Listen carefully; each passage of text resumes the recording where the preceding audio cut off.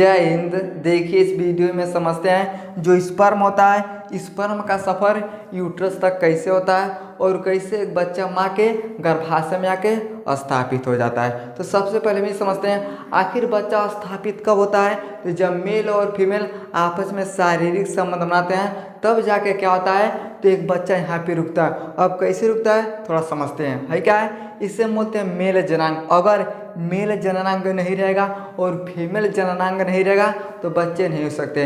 यानी दोनों क्या करते हैं, जब मिल के काम करते हैं तब क्या होता है, एक बच्चे का निर्माण होता है। उसके विषय में थोड़ा हम समझते हैं। समझिए है क्या है, इसे हम बोलते हैं टेस्टिस। क्या बोलते हैं, तो टेस्टिस बोलते हैं। टेस्टिस के अंदर क्या बनता है, स्पर्म बनता है। इस स्पर्म बाहर कैसे निकलता है, एक नस होता है जिसे हम बोलते हैं बेस डिफरेंस नस।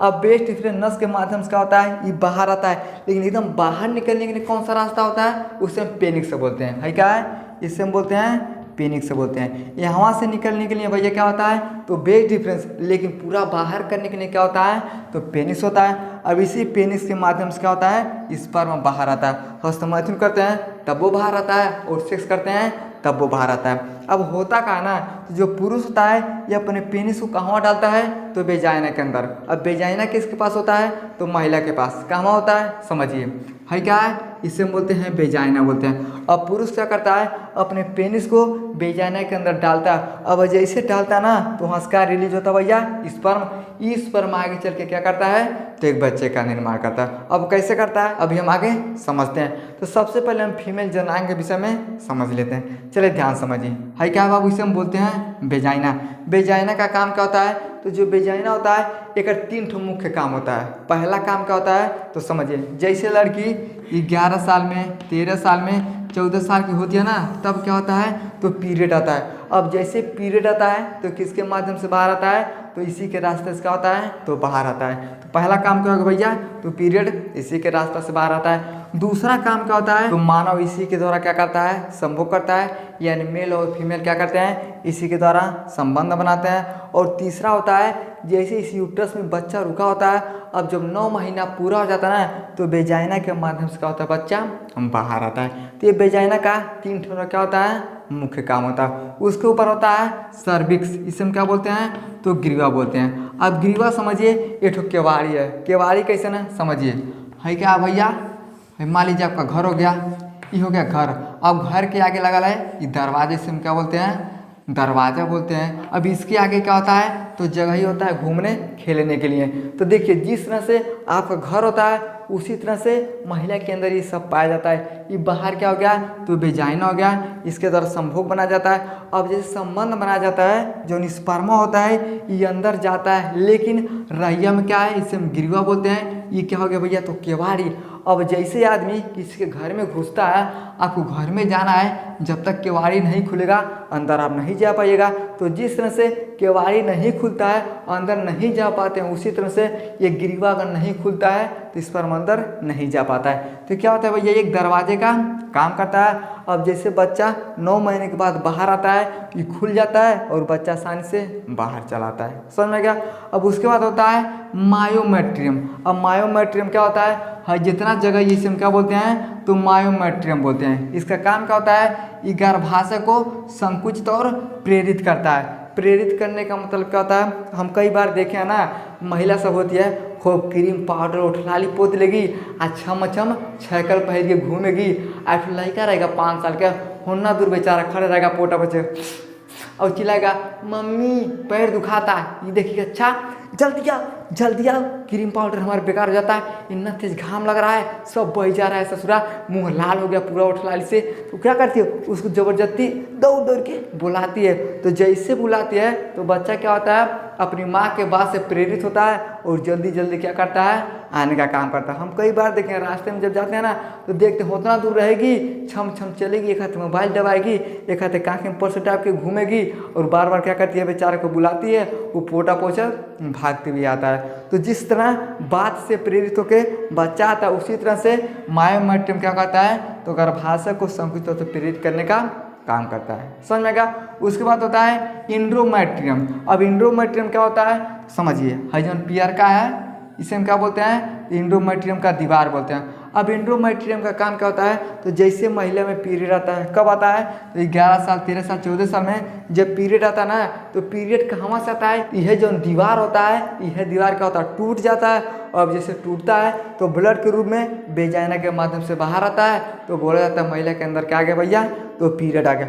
अगर बच्चा गर्भाशय में रुक जाता है तो ये दीवार नहीं टूटता है, लेकिन नहीं रुकता है तो हर महीने में क्या होता है, दीवार टूटता और बनता रहता है। समझ में क्या। अब उसके बाद होता है, इसे हम बोलते हैं ओवरी। ओवरी कितना होता है, तो 2 ठुकरा। ओवरी के अंदर क्या बनता है, तो एक क्या बनता है, अंडा बनता है। अगर अंडा नहीं बनेगा तब भी जन्म नहीं हो सकता है, तो ओवरी के अंदर ये पेयर का क्या समझिए, इसे हम अंडा बोलते हैं। समझ में क्या। अब ये अंडा बाहर कैसे निकलता है, एक रास्ता होता है, उसे हम बोलते हैं फिलिपियन ट्यूब। अब यहाँ से बाहर निकलता है तो इसे हम बोलते हैं फिलिपियन ट्यूब। और जो ओवरी को पकड़ ले है, ओवरी देखिए ऐसा है ना, तो इस तरह से इसको कौन पकड़ ले है, उसे हम बोलते हैं फेब्रिया। फेब्रिया क्या करता है, तो ओवरी को इस तरह से पकड़ के रखता है। तो इस तरह क्या होता है, ये पूरा संरचना फीमेल के अंदर होता है। अब आगे समझिएगा, ओवरी के अंदर क्या बनता है, तो अंडा बनता है। लेकिन जो ओवरी होता है ये अंडा को क्या करता है, स्टोर करके रखता है। स्टोर का मतलब समझते ना, इकट्ठा करके रखता है। जैसे समझिए आपके घर में डेहरी है, डेहरी के अंदर क्या करते हैं, तो धान चावल गेहूँ उसमें रख देते हैं। तो आपका जो डेहरिया है वो क्या करता है, आपके धान चावल को इकट्ठा करके यानी स्टोर करके रखता है। उसी तरह से जो ओवरी होता है, इसके अंदर जो अंडा बनता है, तो ओवरी अंडा को क्या करता है, स्टोर करके रखता है। ओवरी अंडे को क्या करता है, तो प्रोड्यूस करता है। यानी ओवरी के अंदर जो अंडा होता है, ओवरी क्या करता है, तो अंडे को बनाने का काम करता है। अब इसमें देखिएगा हार्मोन्स होते हैं। हार्मोन्स कौन कौन से सबसे मुख्य होते हैं, एस्ट्रोजन होता है और एक प्रोजेस्टेरॉन होता है। एस्ट्रोजन का काम क्या होता है, तो प्रजनन के लिए विकास में क्या करता है, कार्य करता है। अब जैसे मेल और फीमेल आपस में शारीरिक संबंध बनाते हैं, तो जैसे बच्चा यहाँ पे रुक जाता है तो उसके विकास के लिए क्या करता है, तो एस्ट्रोजन हार्मोन्स काम करता है। दूसरा होता है प्रोजेस्टेरॉन। इसका काम क्या होता है, महिला में प्रजनन चक्र को क्या करता है, नियंत्रित करता है। प्रजनन चक्र का मतलब क्या होता है, तो जैसे पीरियड आता है उसको नियंत्रित करने का काम कौन करता है, यह करता है। अगर ये नहीं रहेगा ना तो पता नहीं कब आएगा पीरियड, कब नहीं आएगा, तो इसको क्या करता है, ये नियंत्रित करता है और गर्भावस्था को तैयार करता है। अब गर्भधारण किसके अंदर होता है, तो महिला के अंदर होता है। और ये हार्मोन्स किसके अंदर होता है, तो महिला के अंदर होता है। तो गर्भावस्था के लिए क्या करता है, तो फीमेल को अच्छे से तैयार करता है। समझ में आ गया, इतना आपको समझ में आ गया। अब इसका स्क्रीनशॉट लीजिए। अब हम ही समझते हैं एक बच्चे का सफ़र किस तरह से होता है। चलिए अब समझते हैं एक बच्चे का यूट्रस तक सफ़र कैसे पूरा होता है, तो उसके विषय में समझते हैं। तो पहले मैं आपको बताया कि जब फीमेल और मेल आपस में शारीरिक संबंध बनाते हैं, तो जैसे शारीरिक संबंध बनाते हैं तो पुरुष के अंदर क्या होता है भैया, स्पर्म होता है। ये स्पर्म पेनिस के माध्यम से बाहर आता है। तो जैसे पुरुष अपने पेनिस को वेजाइना के अंदर इसे डालता है, तो जैसे डालता है स्पर्म में क्या होता है, इस तरह से निकलता है। इस तरह से होते हुए कहाँ जाता है, तो इंतजार किसका करता है, तो ओवरी के अंदर जो अंडा बनता है उसका इंतजार करता है। अब समझिए यहाँ से स्पर्म तो भैया अंदर चला गया, अब इंतजार किसका करता है, तो ओवरी के अंदर जो अंडा बनता है उसका इंतजार करता है। अब यहाँ से अंडा निकलता है, क्या होता है, यहाँ से अंडा निकलता है। तो अंडा कौन रास्ता से जाता है, तो इसे हम फिलिपियन ट्यूब बोलते हैं। अब स्पर्म और अंडा जैसे एक साथ मिलते हैं ना, तब जब पहला बार मिलते हैं ये दोनों, उसे हम बोलते हैं जाइगोट। क्या बोलते हैं, इसे हम क्या बोलते हैं, तो जाइगोट। यानी कहने का मतलब क्या है, जब ओवरी से अंडा और स्पर्म एक साथ मिलते हैं, तो जब पहली बार मिलते हैं उसे हम क्या बोलते हैं, तो जाइगोट बोलते हैं। अगर आपसे पूछता है कि ओवरी के अंदर जो अंडा बनता है स्पर्म का इंतजार कब तक करता है, तो 12 घंटे से लेके 24 घंटे में क्या करता है भैया, तो इंतजार करता है। अगर स्पर्म अंडे से नहीं मिलता है, अब जब नहीं मिलता है यही बाहर आता है, तो बोला जाता है पीरियड आ गया। समझ में आ गया।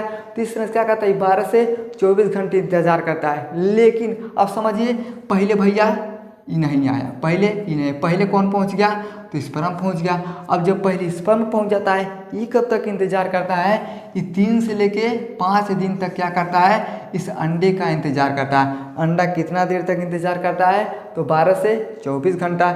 लेकिन अगर अंडा नहीं जा पाता है, अगर पहले स्पर्म पहुंच जाता है, ये 3 से लेकर 5 दिन तक क्या करता है, तो इसका इंतजार करता है। अब जैसे मिलते हैं तब क्या होता है, उसका नाम रख दिया जाता है जाइगोट। और जो जाइगोट होता है ये सिंगल सेल का होता है। क्या होता है, सिंगल सेल का होता है। अब ये दोनों मिल गए। अब जैसे ही मिलते हैं ना, इन दोनों में क्या होता है, ये विखंडन हो जाता है। अब विखंडन होता कहाँ है, इसे हम बोलते हैं इंडोमेट्रियम।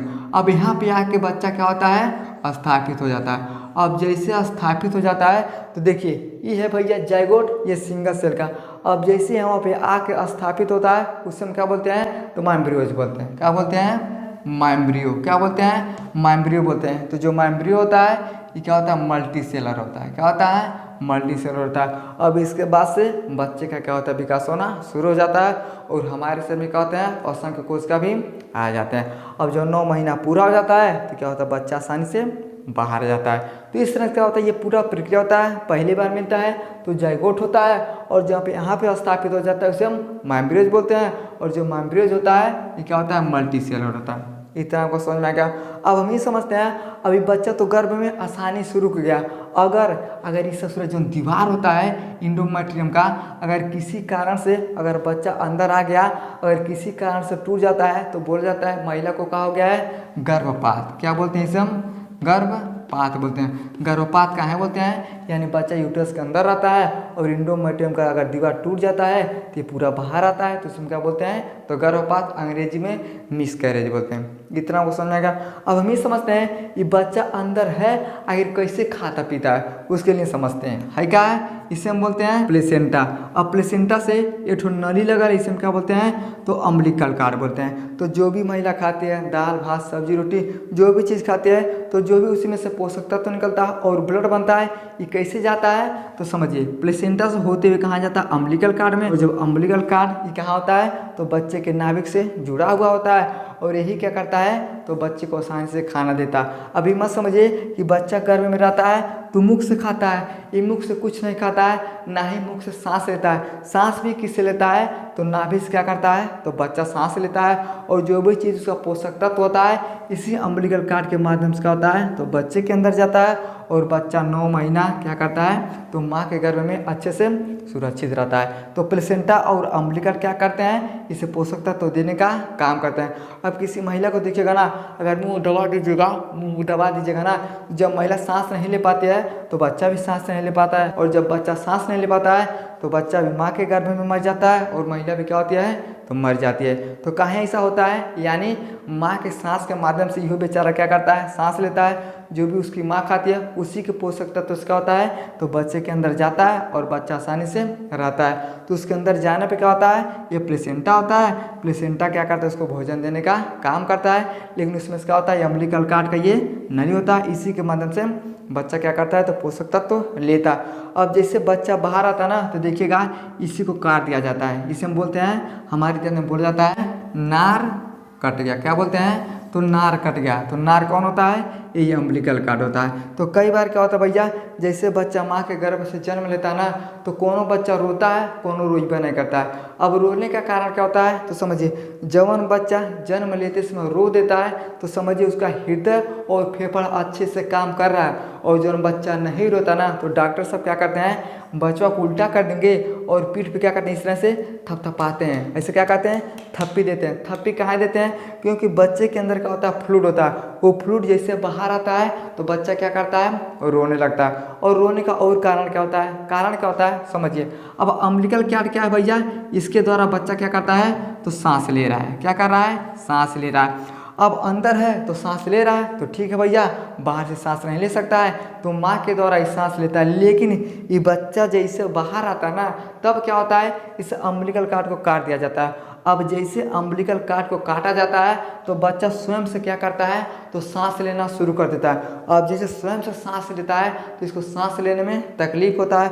अब जैसे तकलीफ होता है, इसलिए बच्चा क्या करता है, जन्म लेते ही रोने लगता है। अगर नहीं रोता है तो फ्लूइड जमा होता है, तो डॉक्टर क्या करते हैं, इस तरह से थप्पी देके उस फ्लूइड को बाहर निकालते हैं। अगर तौने पे नहीं रोता है तो बोल जाता है भैया इसके ब्रेन तक ऑक्सीजन नहीं जा पा रहा है, जिसके कारण उसको आईसीयू में डाल दिया जाता है। और कितना बच्चे क्या होते हैं, तो जन्म के समय क्या होते हैं, तो मर जाते हैं। काहे मर जाते हैं, यानी ब्रेन तक ऑक्सीजन नहीं जा पाता है, और जब ऑक्सीजन नहीं जा पाता है तो बच्चा नहीं रो पाता है। अगर रो दिया तो समझिए हृदय और फेफड़ा अच्छे से काम करता है, और ये हृदय फेफड़ा अच्छे से काम करता है तभी क्या होता है, बच्चा रोने लगता है। और यह क्या होता है, इसको काट दिया जाता है। काटने की वजह से बच्चा स्वयं से सांस लेता है। अब जब पहली बार सांस लेता है तो क्या होता है, उसे दर्द होता है, जिसके कारण बच्चा क्या करता है, रोता है। समझ में आ गया? आई होप आपको समझ में आ गया होगा एक बच्चे का यूट्रस तक सफ़र कैसे होता है और स्पर्म का सफ़र एक यूट्रस तक कैसे होता है। समझ में आ गया? तो वीडियो को लाइक से सब्सक्राइब जरूर करें। चलिए।